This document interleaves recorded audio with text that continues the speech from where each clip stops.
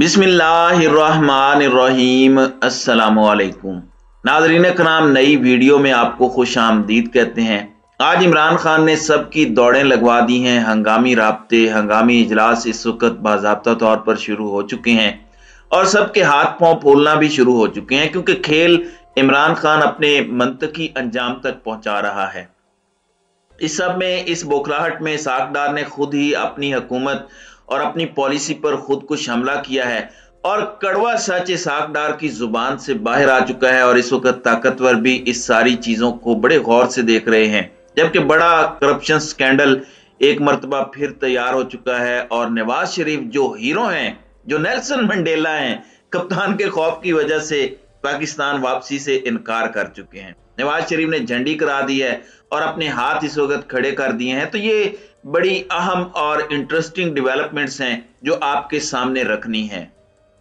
सबसे पहले तो इस वक्त मुस्लिम लीग नून की सीनियर क़यादत का अहम इजलास हुआ है वजीर आज़म शहबाज शरीफ की रिहाइशगाह पर, जिसमें पंजाब असम्बली की तहलील और आइंदा सूबाई इंतखाबात के हवाले से वजीर आज़म शहबाज शरीफ ने फैसले से पार्टी रहनुमाओं को आगाह किया है। इजलास में वजीर आज़म ने पार्टी रहनुमाओं को पंजाब में अपने हलकों में इंतखाबी मुहिम चलाने की भी हिदायत की है। जबकि इजलास में पंजाब असम्बली टूटने के बाद 12 अप्रैल को इलेक्शन कराने का फैसला भी किया गया है। अब यहाँ पर गवर्नर सिंध जो हैं, क्योंकि आपको पता है कि MQM के मेंबरान कौमी असम्बली से इस्तीफे तलब कर लिए गए हैं। 2 वफाकी वज़रा और एक मुआविन खसूसी ने अपने इस्तीफे MQM की राब्ता कमेटी को जमा करवा दिए हैं कि आपने इनका जो करना है कर लें।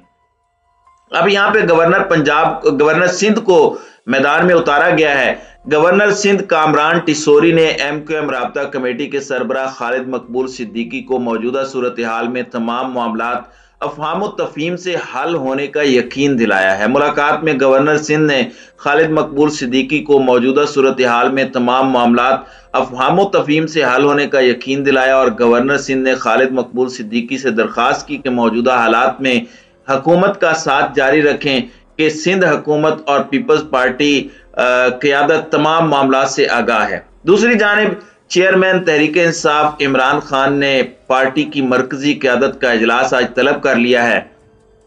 ज़राए के मुताबिक इमरान खान को कौमी असम्बली में MQM की आइंदा की हिकमत अमली का इंतजार है, जिसके बाद इमरान खान की हतमी मंजूरी के बाद शहबाज शरीफ को सदर मुमलिकत एतमाद का वोट लेने का कहेंगे। ज़राए का कहना है कि पंजाब और खैबर पख्तूनख्वा असम्बलियां तोड़ने का मामला भी नतीजा खेज मरहले में दाखिल हो चुका है। इस सिलसिले में वजीर आला खैबर पख्तूनख्वा आज इमरान खान से जमान पार्क में मुलाकात करेंगे और आज ही KP असम्बली तोड़ने की एडवाइस गवर्नर को भिजवाए जाने का इम्कान है। ज़राए के मुताबिक गवर्नर पंजाब आज किसी भी वक्त असम्बली तोड़ने की एडवाइस पर दस्तखत करेंगे, क्योंकि वजीर आला पंजाब ने जुमेरात की रात 10:10 पर असम्बली तोड़ने की समरी भिजवाई थी। वजीर आला की समरी का 48 घंटों का आईनी वक्त आज 10:10 पर खत्म हो जाएगा। अगर गवर्नर आईनी तौर पर दर्ज वक्त पर दस्तखत नहीं करते तो असम्बली आईनी तौर पर तहलील तस्वुर होगी। ज़राए का बताना है कि PTI क़यादत आज के इजलास में पंजाब और खैबर पख्तूनख्वा के लिए निगरान सेटअप से मुतालिक भी मुशावरत करेगी। अब यहाँ पर एक जानिब तो ये सब कुछ हो रहा है, वहीं दूसरी जानिब इस्टेब्लिशमेंट कहाँ पर खड़ी है। इस्टेब्लिशमेंट क्या न्यूट्रल हो चुकी है? क्या इस्टेब्लिशमेंट एक अपनी हद बंदी बना चुकी है? इस हवाले से शेख रशीद का तजिया बड़ा अहम है और चूंकि वो इनके साथ एक बड़ा लॉन्ग टर्म वर्किंग रिलेशन रखते हैं, तो मैं समझता हूं कि इनका तजिया इसलिए भी अहम होगा क्योंकि ये इस वक्त हकीकत पर मबनी लग रहा है। साबिक वजीर दाखिला शेख रशीद का कहना है कि इस्टेब्लिशमेंट ने फैसला किया हुआ है कि वो एक हद से आगे नहीं जाएंगे। एक इंटरव्यू में शेख रशीद ने कहा कि इमरान खान के मुतालबे को बाज जगहों से सपोर्ट हासिल है।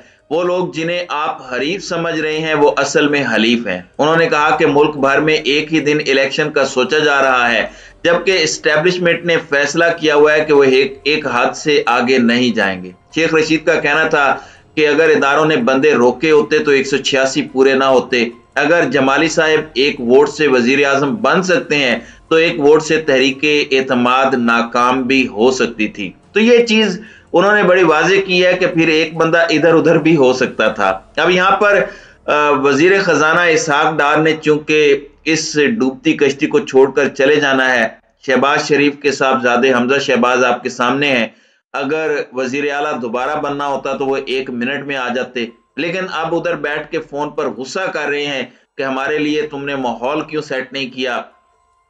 सीनियर रहनुमाओं को डांट पड़ रही है, उनकी बेइज्जती कर दी जाती है, उनकी तज़यीक कर दी जाती है, उन पर बरहम हुआ जाता है, क्योंकि जैसे ही माहौल बना आले शरीफ का कोई ना कोई बंदा फौरी पहुंचेगा। लेकिन मुल्क का बेड़ा गर्क करके सबसे पहले भागने वालों में भी यही होते हैं। अब इसहाक डार ने एक इकरार किया है और वो शेर है कि मेरे कत्ल के बाद उसने जफा से तौबा, हाय उस जूद पशे माँ का पशे माँ होना। यानी मुल्की मईशत का बेड़ा गर्क करके और अपने आप को तजर्बा कार कह के मुल्क का बेड़ा गर्क कर दिया।